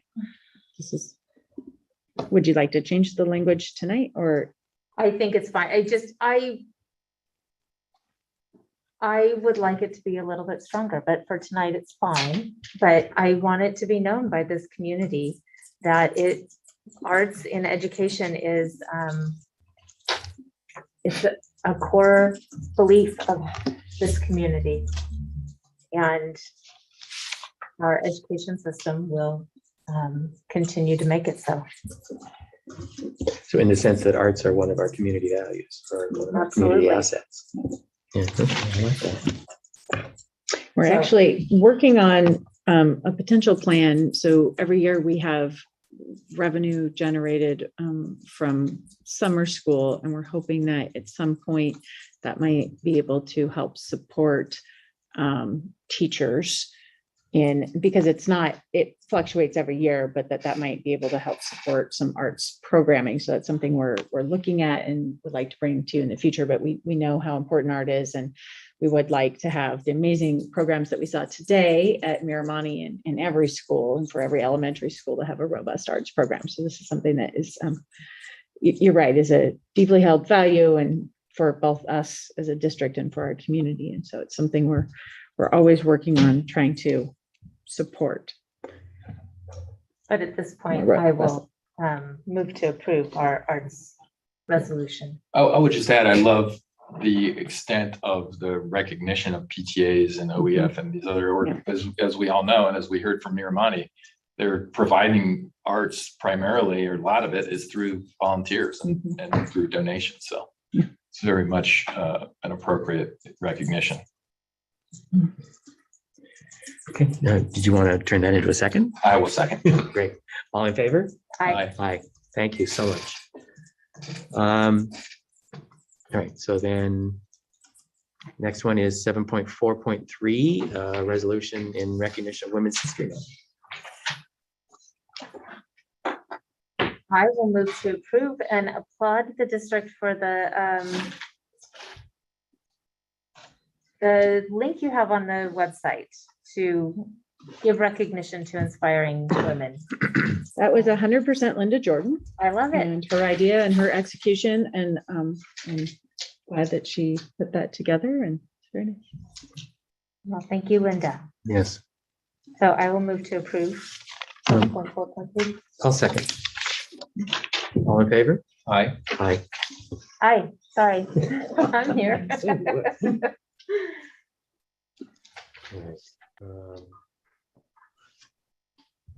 Funny, without Thane here, we don't have anyone to object to resolution. We're at the bonds. Do we need to take a break? Give it, we're like an hour and a half earlier than No, Alex? you guys are moving tonight. Yes. Yep. The riffraff, just like 3 board members here. Is it getting them? stuff. Oh, no, it's time for a break. Yes. No, I'm kidding. Unless, no. All right. Hey, Adam, Alan. how Hey, are how's you? it going? Good evening. Don't know how to spotlight 2 people at once, so I apologize. It's probably just gonna be Adam, but because you come first on the list. It happens. It's all right. So just a couple quick things about the update. We were able to complete a few projects over President's Week. Obviously, we try to, capitalize the best we can on the breaks when there's no kids on campus. San Antonio was painted. We got some of the minor grounds and drainage enhancements completed over at Nordhoff. And we did the official swap over of the electrical at Topa Topa. So that was kind of exciting to kind of put that one to bed. And in terms of everything else, we're just lining stuff up, teeing it up for summer. I mean, we've got anywhere from 12 to 18 projects slated for summer again, as usual. I think, Alan, correct me if I'm wrong, we had 18 last summer? And Yeah, that was down from 31 the summer before. yeah.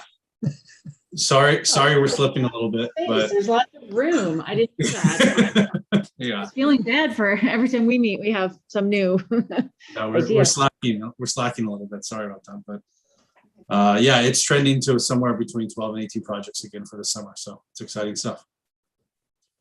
Any questions for us about the update at all? I just kind of, I'm looking at that second item, the aquatic complex, and I'm just kind of wondering, so has the pool committee met yet, or is it just now starting with the design group? Can you give me just a sense of where we are with that? Yeah, no problem. We met quite a few months ago now, initially, and then we put the committee on hold while we completed the master plan project. And then now we are actually meeting again with the pool committee in a couple weeks. So So kind of starting from scratch is what I'm hearing? we have a pretty, Because we've seen some designs. they've seen some designs, and everybody on the committee has already told us kind of what their preference would be as well. And it's made up of, community members as well as, Jermaine and Renee Nicol and everybody at the site as well. So. You might want to remind him, Adam, that maybe we did that survey to work on from a program-based, progress. So when you guys approved the schematic design portion with PJHM, along with that was Aquatic Design Group. And they were able to help us, and we did a survey of the pool committee as well, just to kind of re-energize everybody and kind of go through programming needs and anticipations for our next pool committee meeting, actually. So The only decision that's been made so far is that there will not be a water park at the pool. So that is the only official decision is No spiral slide. Spiral slide. And so other than that, everything else is still on the table and being discussed through the pool committee and with the design team. correct. So the next pool committee meeting, we'll have our architect will be able to be there, as well as Aquatic Design Group. So it's exciting. It's kind of gaining some momentum. We are getting some good cost estimates though. And so as we go back, which is what we needed when we went to the pool committee. So we're able to say, if we have this size pool, this is how much it costs to build, and this is how much the upkeep costs. If we have this size pool, this is how much it costs, and this is how much the upkeep costs. And so, it's easy to make to have once without real concrete evidence about the ongoing, not just the initial cost, but the ongoing costs. And so that's part of what we'll get to review with the pool committee so that we can say, this is reasonably, there's dollars attached to this, and we can make some decisions with that additional information. So What's sustainable and what's right. not. So having those discussions without those numbers, like, of course, everybody wants a 50-meter pool and we all want an Olympic sized pool. But when we're able to say, yes, but that adds this many lockers and this thing and this thing and this much ongoing, how do we feel? And so we're able to have better, more realistic discussions. And so that's where we are with the pool committee meeting next week. Cool. Thank you. And is the pool committee aware of how much we currently spend on pool upkeep as well? Is that part of the conversation? Yes. My is because it's hard to, everything's an estimate. But Band-aiding too right now that we won't have to in the future. Yes, exactly. Right. Got it. Okay. Any other questions? Comments? No, thank you guys. All right, you guys, thank you so much. Don't leave. The Citizens Oversight Committee is also. Oh, yeah, we're not leaving. Yeah, Bradley, your item. So. Right. All right. 7.5.2, appointment of Citizens Oversight Committee. This is an action item. I thought it was pretty impressive that our volunteer award was given to somebody who's also volunteering to be on our Citizens Oversight Committee. Thank you, Kathy Smith. I was gonna say you probably have some familiar names on there. They do. They are. I was looking at that thinking, okay, well, if you're going to come back for a second time, that's on you. Yeah. We do. We have 4 returners and 3 new people jumping on, and one of them is Kathy Smith. So it's exciting. Yes. Did we have more applicants than we could take, or just the bare minimum? No, the bare minimum. We actually have two at-large spots that we could fill. We can have up to 9 people, but we have 7. So 11. I thought that was why they called it 7-Eleven. It's not a 7-Eleven committee. no, Oh, it's not. We're talking about it. It's oversight. Sorry. I've had over 7-Elevens on my mind. No worries. Yeah. So if there's anybody out there that's interested, we do need 2 more spots, or we have 2 more seats available, I should say. But we have the minimum, and we actually have every category filled for this term, which is nice. Great. So this requires us to approve it. Do I have a motion? Second. All in favor? Aye. Aye. Great. Thank you so much. And thank you guys. so much to the volunteers to this committee. Yes. Yes, Agreed. thank you very much to everyone on the COC, and thanks, you guys. See you later. Thank you. Have a good one. All right, 7.3, approval of the comprehensive safe school plan updates for 21-22. Tiffany, I'm gonna. Yes, I am. Hold on, trying to change the spotlight away from Adam since he's no longer there.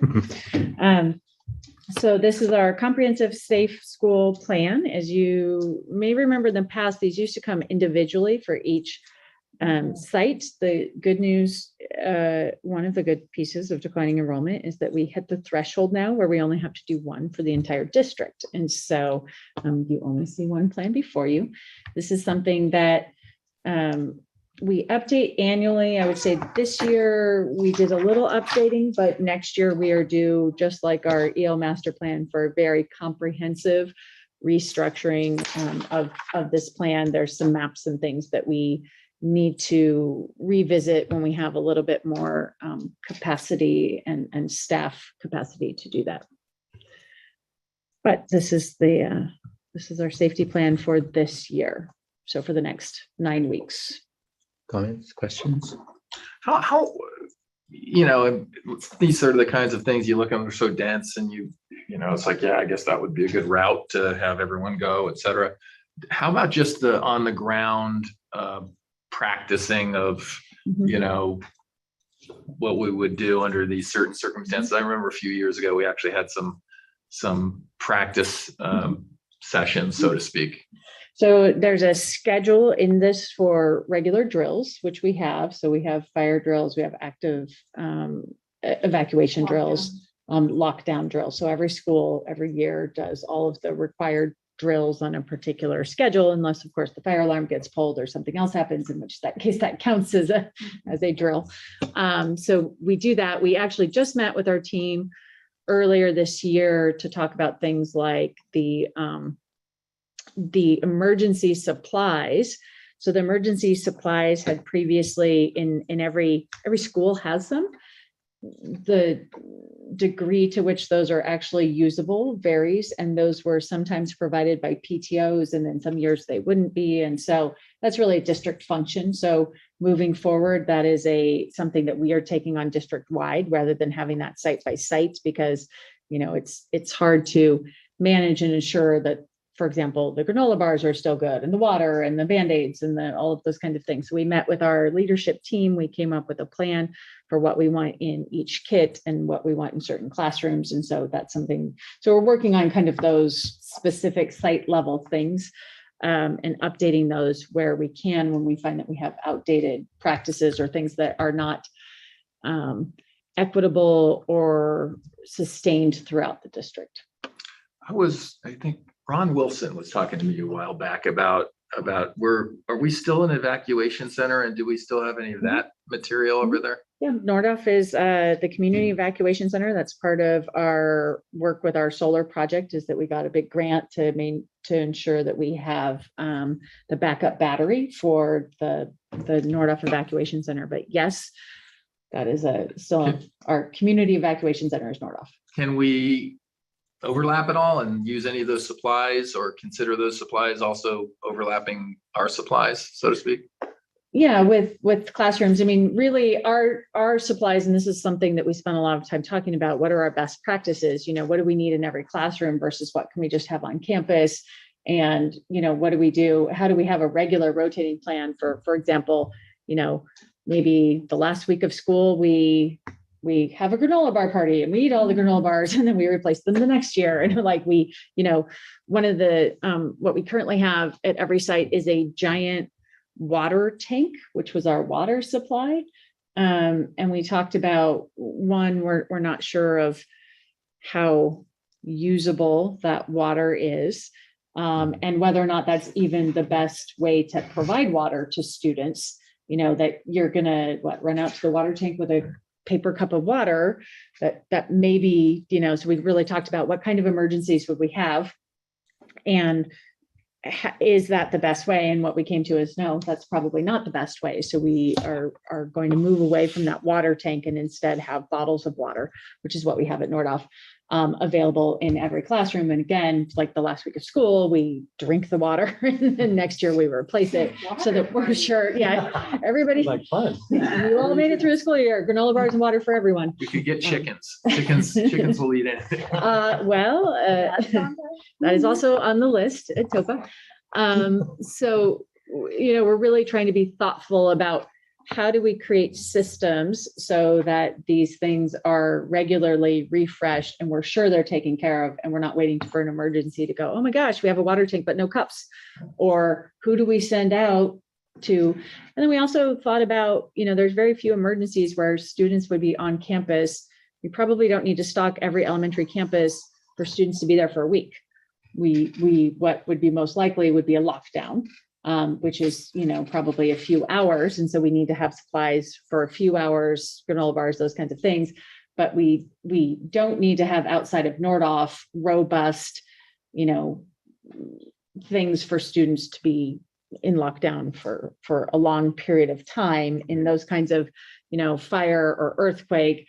Parents are going to come pick up their kids. They're not going to leave their kids on site. And so we've been trying to really be thoughtful about what we're doing and why. Transport anyone who didn't get picked up to a central location where they'll be. Right, at Nordhoff, where we have all of those supplies. So we're restructuring all of that. And that'll be all reflected in our next go around with a comprehensive plan in writing.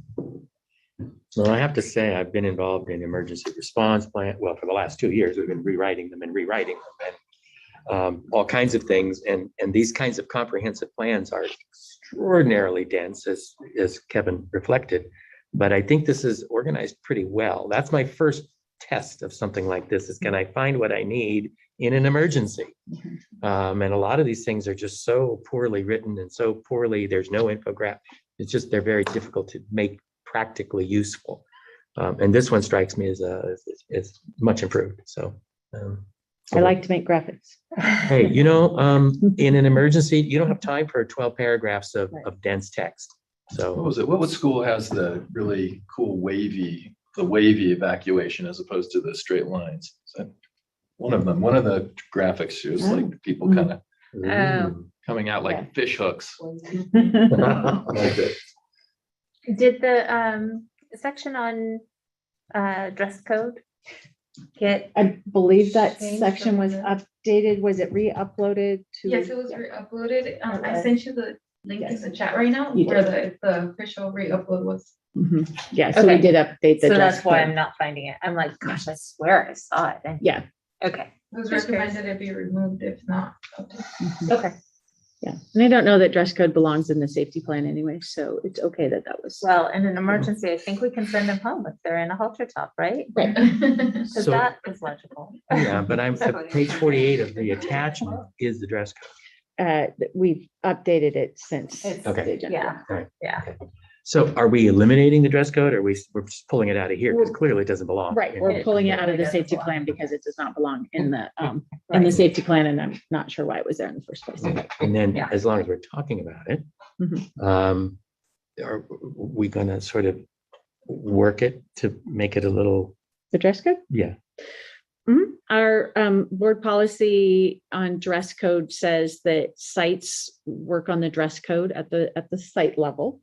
And so, for example, at Matilaha, that has been happening this year. We actually had, it was a great example, and I don't want to go too far off of the agenda item, but students had some concerns, and so they created a presentation. They presented that to the teachers, they presented that to parents, they presented that to the administration about how they thought, because we have a different dress code rule at Matilaha than at Nordoff, because kids are, 12 and 18, and they're different, and may be wearing different things. So every site works on, our board policy is that we have kind of some general guidelines, and then specific dress code happens at the site level. And so, I love that the kids did presentations. yeah, the kids who wanted, essentially the kids wanted to be able to wear bare midriffs, and that is not in the current Matilaha dress code that was worked on with the school site council or parent group, whatever group worked on that originally. And so the kids wanted to advocate for that to be different. I don't think that it is, but they spent Well, some time working on it. spending time working on it makes you think it through and not just, I want this. I think it's a great Yes. tool. I used to do it with my kids when they want something. Write me an essay and then we'll talk Mhm. about it. Mhm. And they Part of get really our- mad and they wouldn't do it. Part of our student voice. I at love every it. campus. Yes, excellent. Questions, comments? This is an action item. It is. So we have a motion to approve. Move. I'll second. All in favor? Aye. Aye. Thank you for the work. Plan is approved. Thank you so much. Oh, no way. Are we Uh, on the last item? Yeah, parking lot. It's not 8. You guys want to stay and talk? Okay. I will talk slower. Okay. So, Can I add one more thing that I was remiss in? The trip to Cal State Northridge was also sponsored by our a joint partnership with Ohio Ed. And I said COPA, and I failed to mention that Ohio Ed has done that. And we typically go on one trip a year, and Ohio Ed is working to go on many trips this year, multiple trips, partnering with our transportation department. And so those will be upcoming. Those are really the sole focus of Ohio Ed. So, but this first one was a joint partnership. So I just want to make sure that I failed to recognize them as a partner in that earlier. Kara Hooper's organization. Yes. So cool that all those folks work with us. Yeah. That's really nice. All right, 7.6. I have something for some new issue. Ooh, yay. I would like to engage the board and the superintendent and staff on the subject of seeing if we can figure out a way to open up our campuses more for sports and, other uses, out of school time. I've said it before that especially with the support that we've gotten for the bonds, that it's just, in a small community, our schools are a community asset. And it's just a shame, when we have, and I know we have reasons for it, but we lock the gates and, people can't get in and do things. And I just wonder if there's a way if we can think it through, look at the liability issues, look at potential for volunteers who could be in charge of potentially offering access at certain times, maybe work with the rec department. But, it's such a great resource. We all agree that kids should be out playing when they can. And, I'd just love to see. And it's been something I've thought about for years since I've been on the board, and we at different times had different policies. So it seems like now we're kind of in the policy of mostly closed, right? Which campus is closed? Well, like at San Antonio, I believe is okay. So, I mean, and maybe it's just then that just providing the information. I know we've had issues with dogs. I remember, Topa used to be like basically a dog park in the backfield up there and stuff. But anyway, so that subject, and to the extent that they are open or there are times and stuff, just making that available to the community, maybe some link on our website so people know when what's open.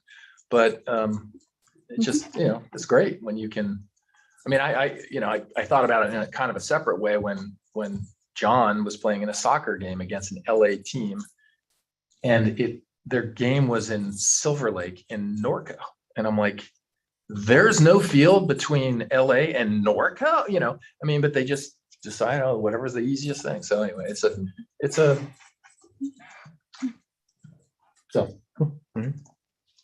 good. I do have an item for a future agenda. As I kind of alluded to in our parcel tax discussion, I'm concerned with perceptions in the community getting out ahead of us. And I'm not sure how to phrase this, but I'm concerned with how we're perceived, especially after the district office issue. I watched the city council meeting last week where they discussed the highway ATP project, and were rather disparaging to the school district about our Nordoff parking lot.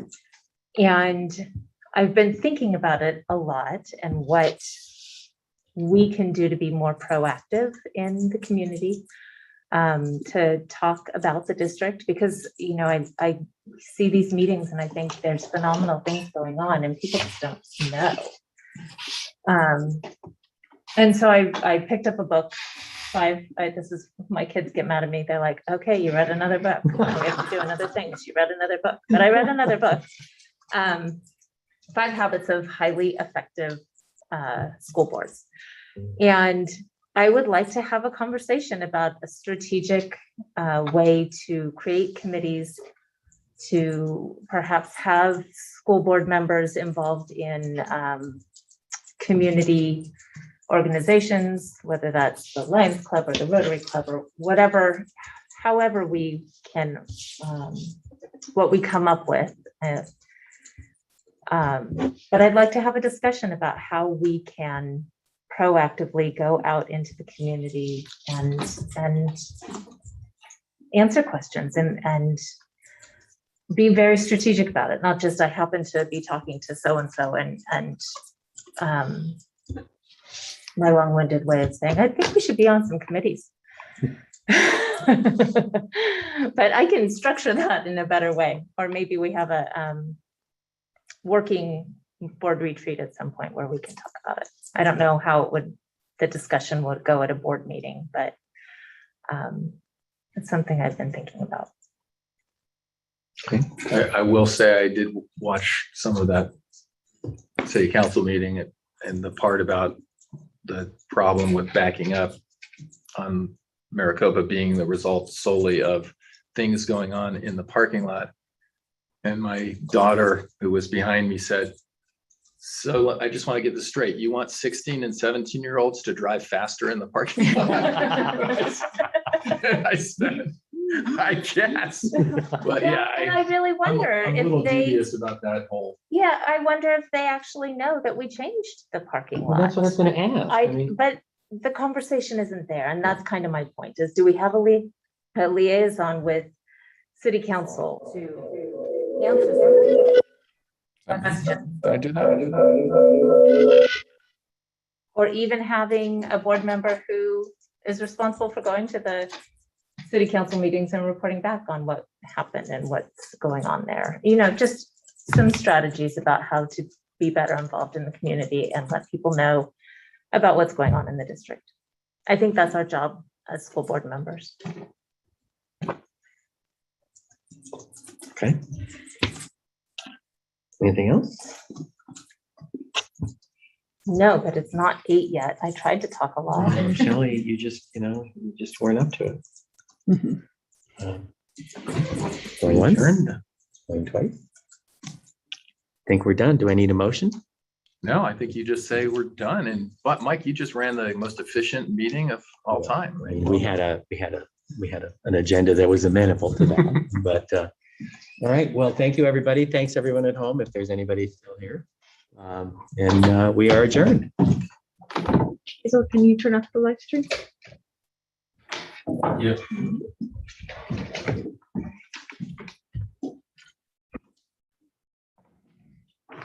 No.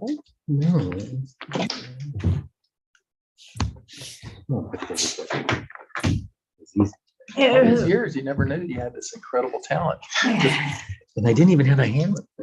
Yeah. No, I was nervous we were gonna get some of the folks that Jane got.